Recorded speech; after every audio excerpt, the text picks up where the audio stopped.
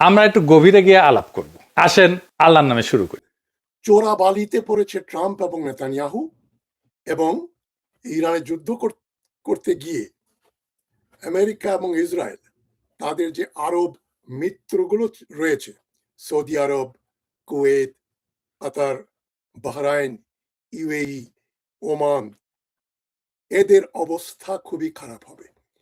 মানে রাজতন্ত্র টিকে থাকবে কিনা এটা নিয়ে সংশয় রয়েছে, প্রশ্ন উঠছে, এবং এদের কি পরিণাম হবে। এমনকি জর্ডানও সাহায্য করেছে আমেরিকা এবং ইসরায়েলকে, এবং জর্ডানের বাদশাহ থ্রেট করেছেন যে তিনি ইরানকে দেখে নেবেন, দরকার হলে তিনি প্রাণ বিসর্জন দিয়ে ইরানের বিরুদ্ধে যুদ্ধ করবেন ইত্যাদি রেটরিক শুনতে পাচ্ছি আরবদের কাছ থেকে। সুন্নি আরব রুলিং ক্লাস, রাজা বাদশাহরা বলছে। এই যুদ্ধের আগে আমরা শুনলাম যে যখন খামেনিকে সরানো হবে, ইরানের রেজিম পরিবর্তন হবে, তখন ইরানিয়ান মহিলারা রাস্তায় নেমে এই আমেরিকান এবং ইসরায়েলি সৈন্যদের মালা দিয়ে সংবর্ধনা জানাবে, তারা খুশি হবে।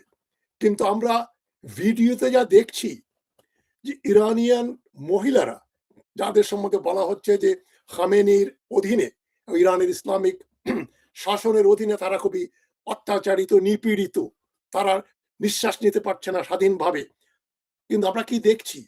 হেজাববিহীন মহিলারা, শত শত হাজার হাজার মহিলা রাস্তায় নেমেছেন ডোনাল্ড ট্রাম্প বা নেতানিয়াহুর সমর্থনে না, বরং মার্কিন যুক্তরাষ্ট্র ইসরায়েলের এই বেআইনি হামলা আক্রমণের প্রতিবাদ করছেন রাস্তায়। সমস্বরে তারা ইরানের যে সরকার, ইসলামী রিপাবলিক যেটা ইরানে অধিষ্ঠিত, খামেনির উত্তরসূরি যারা এখন ক্ষমতায় অধিষ্ঠিত, তাদের পক্ষে ডেমনস্ট্রেশন করছেন। সুতরাং আমরা এতদিন যা ওয়েস্টার্ন মিডিয়াতে এবং ডোনাল্ড ট্রাম্পের কাছে যা শুনে আসছি সেটা সত্য নয়। হিজাবও পড়ছে না মেয়েরা এখন ইরানে ওইভাবে। এবং প্রথম দিনেই এই বেআইনি আক্রমণের প্রথম দিনেই 28শে ফেব্রুয়ারি আমরা দেখলাম তেহরানের একটা মেয়েদের স্কুলে প্রায় 180 জন মেয়েকে হত্যা করা হলো বোমা দিয়ে, মিসাইল দিয়ে। এবং এই আক্রমণটা করেছে কারা? এই আক্রমণটা করেছে মার্কিন যুক্তরাষ্ট্র। বাহরাইনে যে বেস আছে, সেই বেস থেকে হামলা চালানো হয় ইরানের একটা মেয়েদের স্কুলে, এবং 180টা মেয়ে সেখানে মারা যায়। সুতরাং বাহরাইন এখন ইরানের জন্য একটা লেজিটিমেট টার্গেট, একটা বৈধ টার্গেট। ওখান থেকে মানে মিসাইল ছুড়ে ইরানে মহিলাদেরকে, মেয়েদেরকে হত্যা করা হয়েছে। এবং আজ আমরা কাতার থেকে সংবাদ পাচ্ছি সেখানে অনেক এক্সপ্লোশনস হচ্ছে, অনেক রকম বোমাবাজি হচ্ছে, বোমা ফাটছে। এবং ইতোমধ্যে মধ্যপ্রাচ্যে আমেরিকার যতগুলো বেস ছিল, বাহরাইন, কাতার, কুয়েত, এই সবগুলো ধ্বংসপ্রাপ্ত হয়েছে। এবং আমেরিকার রাডার নেটওয়ার্ক $2 বিলিয়ন বেশি, সেগুলো ইরান ধ্বংস করে দিয়েছে কাতারে এবং অন্যান্য গালফ রাজ্যগুলোতে। এবং আরবদের সম্পর্কে যেটা আমেরিকা বলে আসছে যে আরবরা তাদের মিত্র, কিন্তু আরবরা দেখছে যে যুদ্ধে ইসরায়েলকে যেভাবে আমেরিকা ডিফেন্ড করছে, রক্ষা করতে চাইছে, আরবদের ব্যাপারে কিন্তু আমেরিকা ওই ধরনের উৎসাহী না। উদাহরণ কি, এই জুলাই মাসে 2025 সালের জুলাই মাসে যখন ইসরায়েল কাতারে হামলা চালালো হামাসের ক্যাম্পের উপরে, এবং কাতারের ক্ষয়ক্ষতি হলো, আমেরিকা সেখানে এগিয়ে আসলো না এবং ইসরায়েলকে নিন্দাও করলো না, ইসরায়েলকে প্রতিহত করলো না। আরবরা বুঝে গেছে যে ইসরায়েলকে রক্ষা করাই মার্কিন যুক্তরাষ্ট্রের একমাত্র উদ্দেশ্য, আরবদের নয়। সুতরাং আরবরা এখন যেটা করতে যাচ্ছে, আমেরিকার থেকে তাদের যে ইনভেস্টমেন্ট আছে বিলিয়নস অফ ডলার, সেগুলো তারা তুলে ফেলবে। ইতোমধ্যে তেলের দাম বাড়ছে এবং ডাউ জোন্স ইন্ডেক্স 800 পয়েন্ট হারিয়েছে এই 2 দিনে।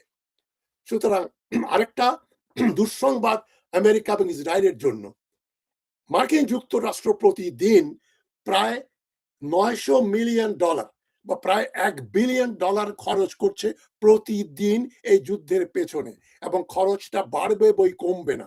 এবং ইসরায়েল প্রতি সপ্তাহে $3 বিলিয়ন খরচ করেছে এই 7 দিনে। মানে 7 দিনে $3 বিলিয়ন, এক সপ্তাহে $3 বিলিয়ন, তো বছরে কত? ইসরায়েল বছরে প্রায় $156 বিলিয়ন খরচ করবে, ব্যয় করবে যুদ্ধের জন্য।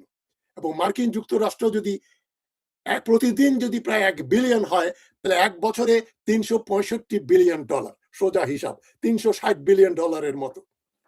এবং ইতোমধ্যে মার্কিন যুক্তরাষ্ট্র হুমকি দিয়েছে যে ডোনাল্ড ট্রাম্প বলেছে will send troops on the ground, boots on the ground, মানে আমাদের সেনাবাহিনী বা বুটস অন দ্য গ্রাউন্ড মানে সেনাবাহিনীকে নামাবো ইরানের জমিতে, ইরানের ভূমিতে।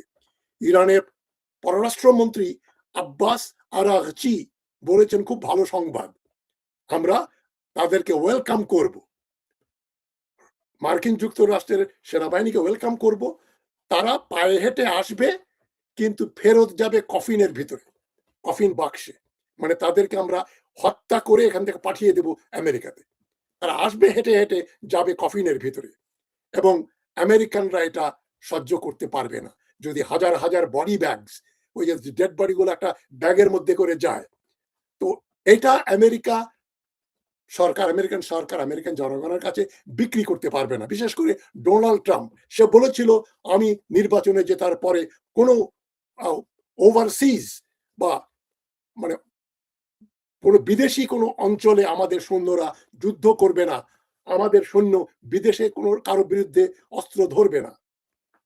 শুধু ইরানকে যে ভয় দেখাচ্ছে যে তোমাদের এখন আমরা সোলজার আর্মি পাঠাবো, এক ইরান ইরাক যুদ্ধ যেটা হয়েছিল 1980-র দশকে, 1980 থেকে 88 পর্যন্ত, তাতে ইরান 10 লক্ষের বেশি ইরানি নাগরিক সে যুদ্ধে মারা গিয়েছিল, শহীদ হয়েছিল।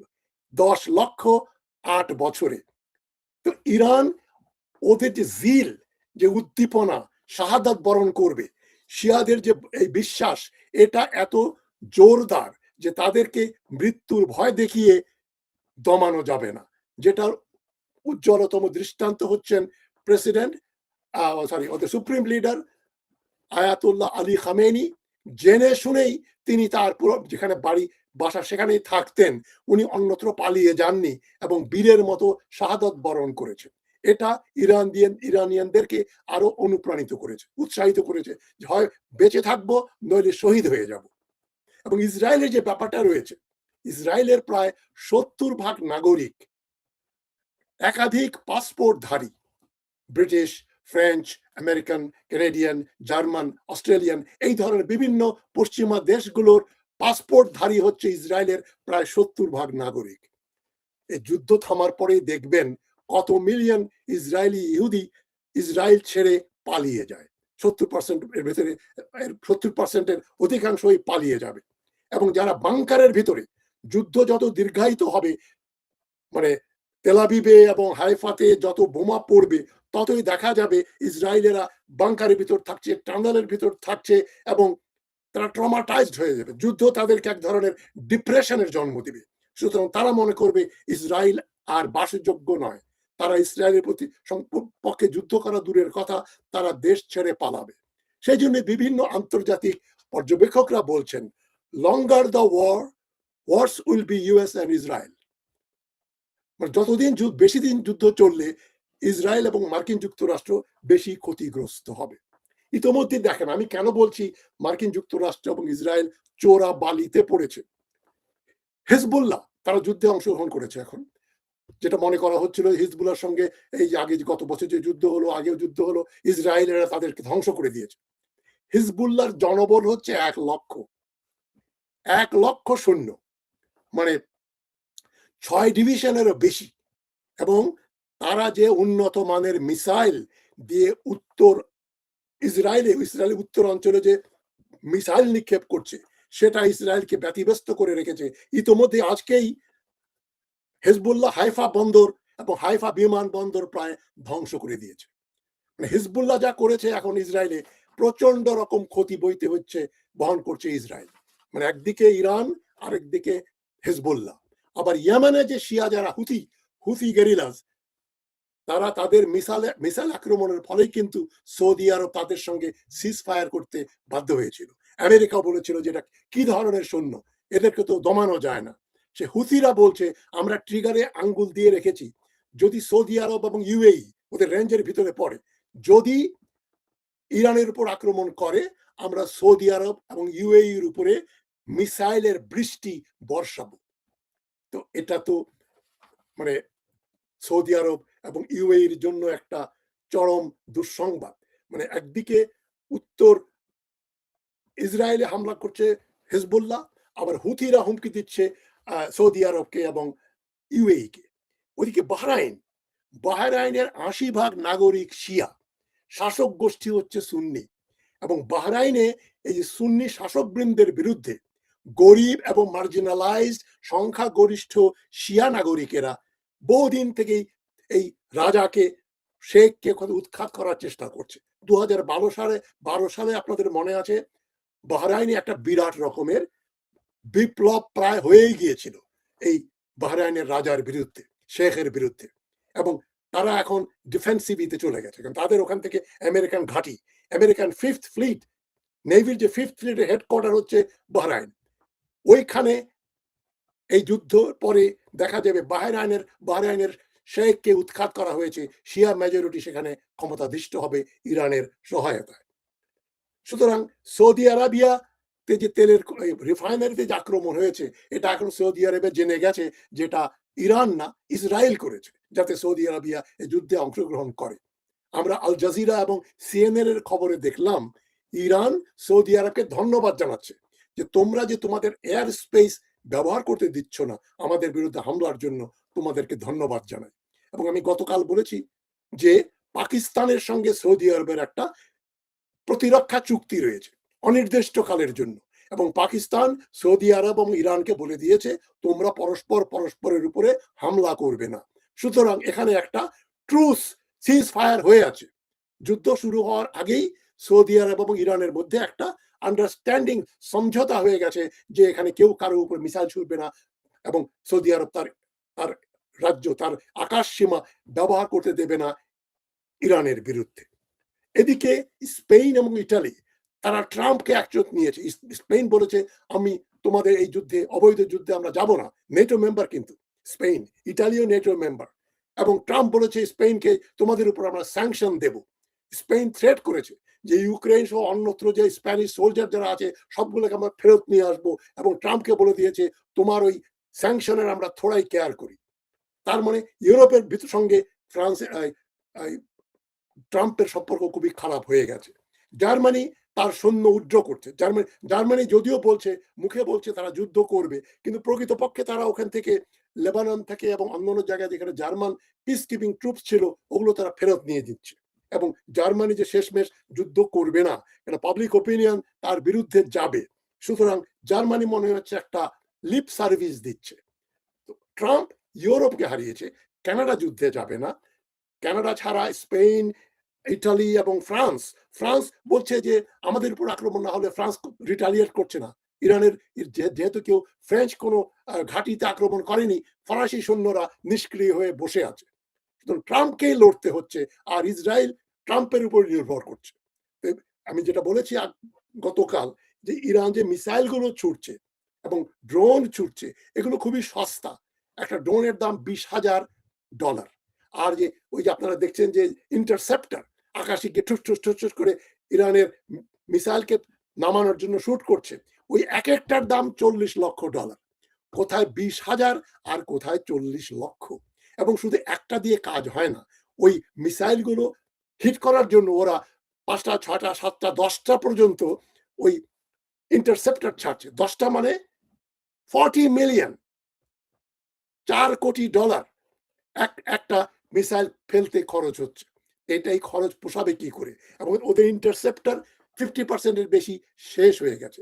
এখন যেটা আরো দুঃসংবাদ ইসরায়েলের জন্য এবং আমেরিকার জন্য, যে আমেরিকা ডোনাল্ড ট্রাম্প আবার ইটালির মাধ্যমে ওই করেছে, ইরানের কাছে সিজ ফায়ার প্রপোজাল পাঠিয়েছে।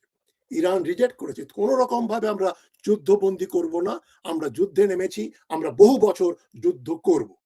আমেরিকা বুঝে গেছে যে ইরান কিন্তু ভেনেজুয়েলা, ইরাক বা লিবিয়া নয় যে যাব দখল করে ফেলবো। আপনি লক্ষ্য করে দেখবেন এই 28শে ফেব্রুয়ারি যেদিন ছিল শনিবার, সেই দিন ট্রাম্প বিনা কারণে যখন ইরান তার সঙ্গে নিউক্লিয়ার ডিল নিয়ে কথাবার্তা বলছে, হঠাৎ করে তারপর আক্রমণ করে বসলো শনিবারে।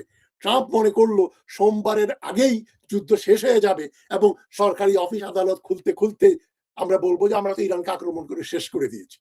কিন্তু শনিবার থেকে আরেক শনিবারে আসলো, ইরান কোনো সিজ ফায়ারে রাজি হচ্ছে না, বলছে তোমরা সেনাবাহিনী পাঠাবে, ওয়েলকাম। ইতোমধ্যে ইরানের একটা নেভির জাহাজকে তারা ডুবিয়ে দিয়েছে শ্রীলঙ্কার কাছে টর্পেডো দিয়ে। এতে ইরান আরো ক্ষিপ্ত।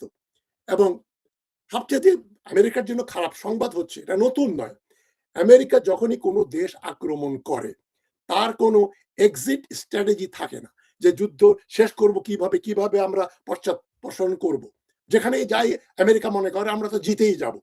তখন এক্সিট স্ট্র্যাটেজি নাই, কিভাবে যুদ্ধ থেকে আমরা পালাবো, সরে যাব। আফগানিস্তানে দেখলে হুট করে সব ছেড়ে ছুড়ে চলে গেল, বেজ্জতি। ভিয়েতনামেও তাই হয়েছে। তো এখন ইরানের সঙ্গে যুদ্ধ করতে গিয়ে আমেরিকার একই অবস্থা হবে। এবং আমেরিকা বহুবার চেষ্টা করেছে সিজ ফায়ারের জন্য, কিন্তু ইরান রাজি হচ্ছে না। এখন আমি যে বলছি যে ডোনাল্ড ট্রাম্প এবং নেতানিয়াহু, বেঞ্জামিন নেতানিয়াহু যে চোরাবালিতে পড়েছে, কেন বলছি এ কথা? এই ছোট ছোট মিসাইল এবং ড্রোন হামলা এই 7 দিন হলো। আজকে থেকে ইরান যেটা করতে যাচ্ছে, তারা ব্যবহার করবে খোরম শাহর মিসাইলস, খোরম শাহর 4। খোরম শাহর 4 কে বলা হচ্ছে মনস্টার বম, দানব। এক একটা বোমার ওজন হচ্ছে 1 টন। 1 টন মানে 27 মণ। 27 মণ ওজনের এক একটা বোমা তেহরান থেকে বা ইরান থেকে তেলাভিভ যেতে 2000 কিলোমিটার রাস্তা পার হয়ে 1 টন ওজনের একটা বোমা গিয়ে পড়বে। 1 টন বোমার ভিতরে যে কি পরিমাণ এক্সপ্লোসিভ থাকবে, মানে একটা ব্লকে, একটা বিল্ডিং না, একটা ওইরকম একটা বোমা পড়লে ওই এক ব্লকের ভিতরে 10-12টা বিল্ডিং, অ্যাপার্টমেন্ট ব্লক, অফিস আদালত চুরমার হয়ে যাবে। গাজায় যেভাবে ইসরায়েল ধ্বংস করেছে, একই কাজ করবে খোরম শাহর 4। এবং ইরান আরেকটা বোমা ব্যবহার করতে যাচ্ছে, ক্লাস্টার বম। এটা হচ্ছে খায়বার শিকান। খায়বার শিকান ক্লাস্টার বম। এক একটা বোমের ভিতরে, মিসাইলের ভিতরে 20টা করে বোমা থাকে এবং এই 20টা বোমা 20 দিকে ছড়িয়ে যাবে অন 20 ডিফারেন্ট ডাইরেকশনস। এবং যদিও ক্লাস্টার বম এখন বেআইনি যুদ্ধক্ষেত্রে ব্যবহারের জন্য, ইরানের জন্য ভালো খবর যে ইসরায়েল এবং ইরান কেউই ক্লাস্টার বম নিষিদ্ধ করার চুক্তিতে সই করেনি। সুতরাং তাদের জন্য ক্লাস্টার বোমা হালাল। এটা আন্তর্জাতিকভাবে বেআইনি, কারণ এটা এত ধ্বংসাত্মক যে ওটাই জাতিসংঘ এবং ইন্টারন্যাশনাল লতে বলছে এই বোমা ব্যবহার করা যাবে না। কিন্তু ইসরায়েলও এটাকে বেআইনি বলছে না, ইরানও বেআইনি বলছে না। সুতরাং ইরান এটা ব্যবহার করবে। এবং ক্লাস্টার বোমা এবং হাইপারসনিক বম যেগুলো, এগুলো এত দৌড়ে যায় যে ওগুলোকে ওই ইন্টারসেপ্টর দিয়ে নামাতেও পারবে না, আঘাত করলেও কিছু হবে না। সুতরাং ইরান এক কথায় বলা যায় ইজ উইনিং। প্রখ্যাত ইরানিয়ান রাজনৈতিক রাষ্ট্রবিজ্ঞানী ওয়ালি নাসার যিনি জনস হপকিন্স ইউনিভার্সিটিতে পড়ান, তিনি বলছেন Iran is keeping the West worried. Iran পশ্চিমা জগৎকে একেবারে ভীষণ রকম ভাবে ওয়ারি অ্যাংজাইটির ভিতরে, দুশ্চিন্তার ভিতরে ফেলে দিয়েছে। এবং তিনিও বলছেন আমেরিকার কোনো এক্সিট স্ট্র্যাটেজি নেই, একেবারে লেজে গোবরে অবস্থা। এমত অবস্থায় কি হবে? ইরানের ডেপুটি ফরেন মিনিস্টার, ডেপুটি পররাষ্ট্রমন্ত্রী ইউরোপিয়ান দেশগুলোকে হুমকি দিয়েছেন যে তোমরা যদি ইসরায়েলের পক্ষে কাজ করো, আমেরিকার পক্ষে কাজ করো ইরানের বিরুদ্ধে, তাহলে তোমাদেরকেও আমরা দেখে নেব, তোমাদের জায়গায় জায়গায় আমরা বোমা বিসর্জন করব। ইতোমধ্যে গালফ অফ হরমুজ বন্ধ হয়ে আছে, যেটা কালকে বলেছি। গালফ অফ হরমুজ বন্ধ থাকা মানে ইরাকে আমেরিকার ঘাঁটি আছে, এরবিল, ইরাক, কুয়েত, কাতার, বাহরাইন এবং সংযুক্ত আরব এমিরেট, ইউএই মানে আবুধাবি, দুবাই, এদের কোনো তেল, এক ফোঁটা তেলও তারা রপ্তানি করতে পারছে না। এবং ওখানে ওই ভেতরে পার্সিয়ান গালফের ভিতরে যে ট্যাঙ্কার গুলো আটকে পড়ে আছে, তারা বেরোতে পারছে না। কতদিন লাগবে তাদের বের হতে কেউ জানে না। শুধুমাত্র সৌদি আরব তার রেড সি যে জেদ্দা বন্দর থেকে তারা তেল রপ্তানি করতে পারবে। তবে যেটা বললাম, Iraq, Kuwait, Bahrain, Qatar and UAE, তারা এক ফোঁটা তেল রপ্তানি করতে পারবে না। তাদের যত খাদ্য সামগ্রী এবং কনজিউমার গুডস যা কিছু ব্যবহার করার জন্য লাগে, সব তো বিদেশ থেকে আসে। ওরা না হয় সৌদি আরব থেকে বাই ল্যান্ড নিয়ে আসবে, কিন্তু তেল রপ্তানি না করলে তো ইকোনমি স্ট্যাগনেন্ট হয়ে যাবে। সুতরাং ভারতেরও অনেকগুলো জাহাজ ওখানে আটকে আছে। ডোনাল্ড ট্রাম্প ভারতকে খুশি করার জন্য বলছে তোমরা ১ মাসের জন্য রাশিয়ার তেল আমদানি করতে পারো। মানে ট্রাম্প সব জায়গায় পিছু হচ্ছে কিন্তু। এবং ট্রাম্প বলেছে I will make Iran great again. মানে যেটা বলছে will make America great again, এখন তার সেখানে বলছে will make Iran great again, MIGA. এবং বলছে ট্রাম্প বলছে যে নতুন যে শাসক আসবে সেটাকে আমি অ্যাপয়েন্টমেন্ট দেব। মানে ঢাল নাই তলোয়ার নাই নিদিম সর্দার, অ্যাজ ইফ ট্রাম্পকে তারা জিজ্ঞেস করবে যে ইরানে এখন কারা শাসন করবে। তো ট্রাম্পের চাপার জোর বন্ধ হয়নি। এবং অনেকেই মনে করেন এই যে এপস্টেইন ফাইলে যে গোপন জিনিসগুলো তথ্যগুলো রয়েছে সেখানে ডোনাল্ড ট্রাম্পের নামও আছে। এই যে কম বয়সের মেয়েদের সঙ্গে ১৬ বছরের নিচের মেয়েদের সঙ্গে সেক্স করা পশ্চিমা জগতে নিষিদ্ধ। বাচ্চা বাচ্চা মেয়েদের সঙ্গে যারা সেক্স করতে যাইতো তারা জেফরি এপস্টেইনের ফার্মে গিয়ে তার বাড়িতে তার রিসর্টে তারা মেয়েদেরকে ভোগ করত। সেই জন্য অনেকে মনে করছেন ডোনাল্ড ট্রাম্পকে ইসরায়েল এক্সপ্লয়েট করছে, কেননা সেই এপস্টেইনও ছিল ইহুদি এবং ইসরায়েলি। এবং এপস্টেইনের মানে তাকে যেটাকে বলে হানি ট্র্যাপ করে, যেটা বাংলাদেশি রাজনীতিবিদদের সময় শোনা যেত যে ভারত এদেরকে হানি ট্র্যাপ করেছিল, সিমিলারলি এখন খোদ ডোনাল্ড ট্রাম্প পর্যন্ত হানি ট্র্যাপের শিকার হয়েছেন বলেই অনেকে মনে করেন। তাই অনেকে মনে করেন এটা এপস্টেইন যুদ্ধ, এপস্টেইনের জন্য যুদ্ধ হচ্ছে, ইসরায়েলের জন্য যুদ্ধ হচ্ছে। তবে এই যুদ্ধে পশ্চিমা অ্যানালিস্টরা সবাই, আমি এমন একজনকে দেখছি না ভারতীয় এবং পশ্চিমা যারা ইউটিউবের অ্যানালিস্ট, বড় বড় বিজ্ঞ ব্যক্তিবর্গ যেমন জন মেরশেমার থেকে শুরু করে জেফরি স্যাক্স, সবাই বলছেন, কর্নেল ম্যাকগ্রেগর, সবাই বলছেন ইরান জিতবে। তবে আমি এটা গতকালই বলেছি, ইরান জিতবে, বিজয় তাদের অবধারিত। তবে এর পরে আমেরিকা এবং ইসরায়েলের কি অবস্থা হবে, শোচনীয় অবস্থা হবে, তাদের অবস্থা লেজে গোবরে, সেটাই আজকের মূল আলোচ্য বিষয়। এবং এটা যদি যুদ্ধ যদি চলে, দীর্ঘায়িত হয়, যেটা আমি আগে বলেছি, বাংলাদেশের অবস্থা খুবই খারাপ হবে। তবে সৌদি আরব যদি যুদ্ধে অংশগ্রহণ না করে, সৌদি আরবে যারা কাজ করেন বাংলাদেশি প্রায় ৩৭ লক্ষ, তাদেরকে দেশে ফিরতে হবে না। তবে ইউএই, কাতার, বাহরাইন, কুয়েত, এরা যদি ইরানের বিরুদ্ধে কাজ করে তাহলে ইরান সেখানে আরো আক্রমণ করবে। তাহলে দেখা যাবে বাংলাদেশিরা দেশ ছাড়তে, কুয়েত, বাহরাইন ছাড়তে বাধ্য হবেন। কুয়েত, কাতার, বাহরাইন, ইউএই। তো দেখা যাক, শুভবুদ্ধির উদয় হোক তো তাদের। তবে আমাদের অল্টারনেটিভ একটা ওই ব্যবস্থা করতেই হবে কর্মসংস্থানের ব্যাপারে। ডক্টর ইউনূস বলেছিলেন যে কর্মসংস্থান কোনো প্রবলেম না। দেখা যাক উনি কোন থিওরি দেন। ভালো থাকবেন সবাই। আগামীকাল আমি আরেকটা বোমা ফাটাবো। বাংলাদেশ যে মার্কিন যুক্তরাষ্ট্রের সঙ্গে সামরিক এবং বাণিজ্য চুক্তি করেছে, সেটা যে কত ভয়ঙ্কর হতে পারে সেটা নিয়ে আমি আগামীকাল আলোচনা করব। দেখবেন সবাই, আজকের ভিডিওটা সবাই দেখবেন এবং শেয়ার করবেন এবং সাবস্ক্রাইব করবেন। ভালো থাকবেন সবাই। আসসালামু আলাইকুম।